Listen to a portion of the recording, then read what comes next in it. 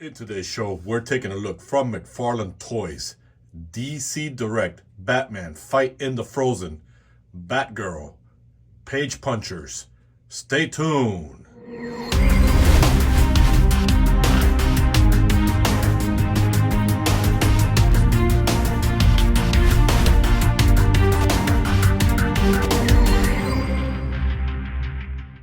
All right, guys, and welcome back to the show, guys. Welcome back, and I am happy to do another Page Punchers from this series. I'm really blown away by this whole Fight in the Frozen Batman series, the whole caveman thing. Really love this. Love what they've done with this. So before we begin, I'm Red, your host. Welcome to R.P.Animations. We're going to jump in, but the housekeeping is just going to be real quickly because it's the same comic. Nothing's changed. The story's not going to change. And then the card is the same thing as the comic. It's not going to change either, and it's the same story in the back as all of them. You guys can see here, it's the same story, guys.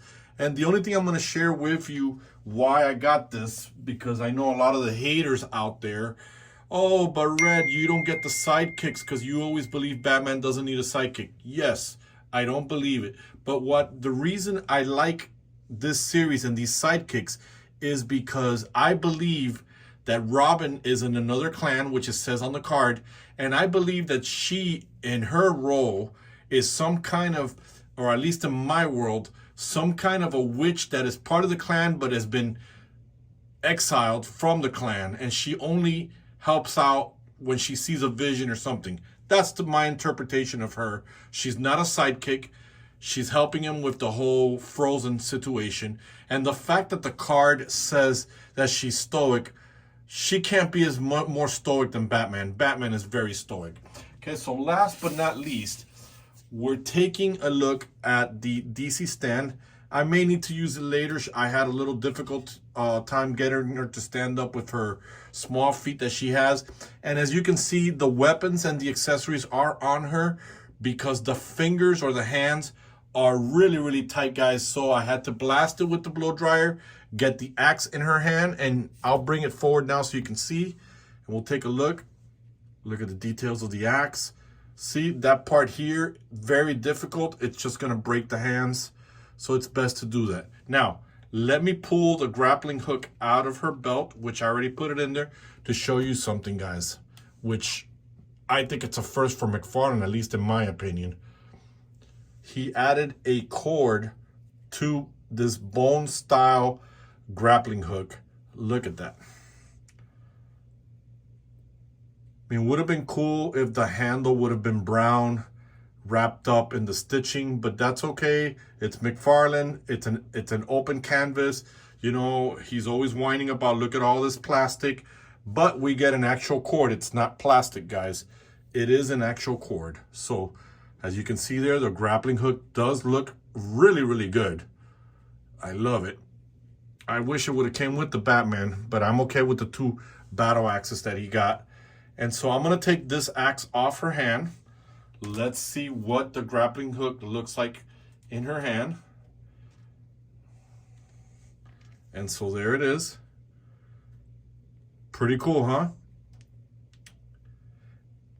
And then we'll take a look now at the other axe. Let me get it out of her hand before we start with the articulations and the details of her costume. So in this one here, it's more like an axe or a tomahawk, whatever you want to call it. It's not really shaped like a bat, or is it? No, it's not really. It's more primitive, so it does look like that. And it's okay, guys. I love the plastic, how it looks like stone. Let's focus in on it so you guys can see. There it is. And here's the other one.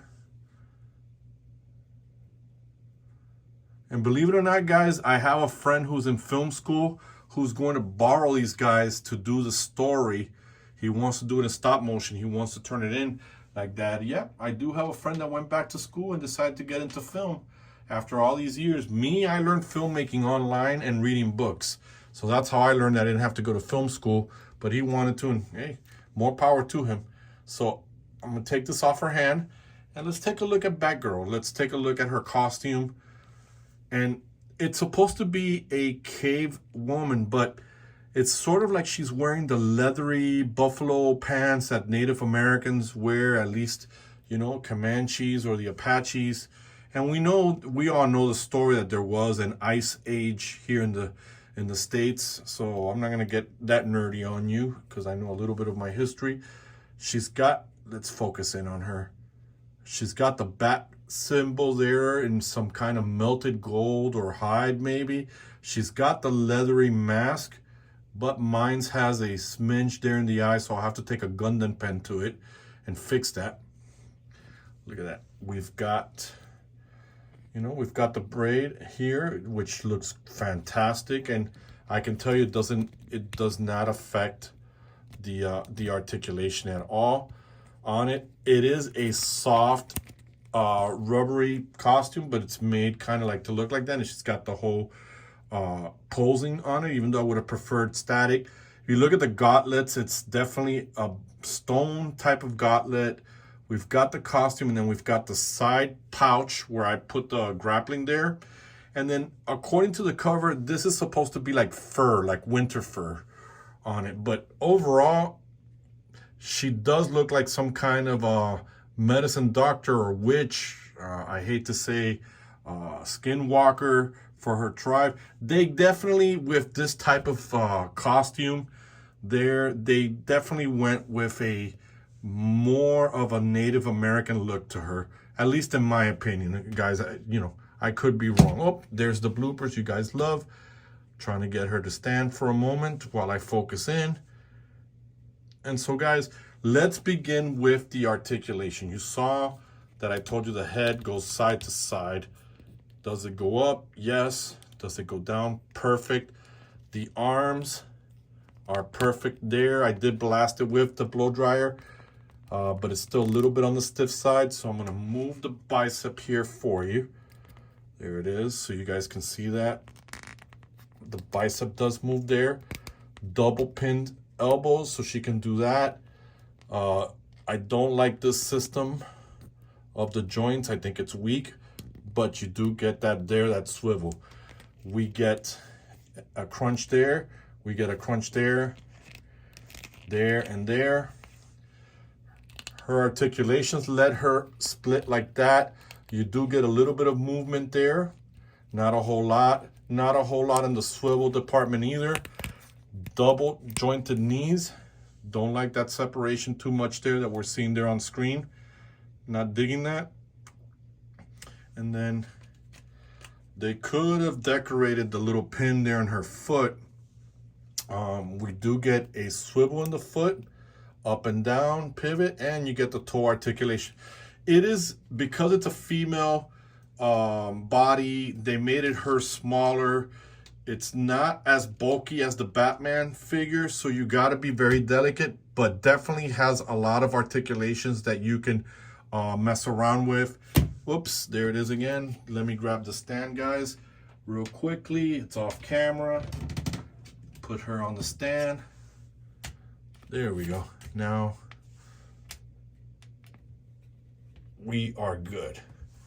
She won't be falling down anymore. So overall, I like it. And yes, I don't like the sidekicks. I don't collect them. I always think Batman is the greatest detective. He doesn't need to have a sidekick. And for me, this is just great because it's just a different character in my universe. So guys, let me know if you think you're going to get this line. I highly recommend it because I really love what they've done with this Page Punchers. Even though the comic books are the same, it's just different art on each one. But overall, the storyline is fantastic. The Mr. Freeze is great. The Batman can be in any universe that you like, just like her. So again, guys, let me know in the comments. And if you like today's show, guys, hit the like, hit the bell to get notified. And most importantly, guys, really means the world to me.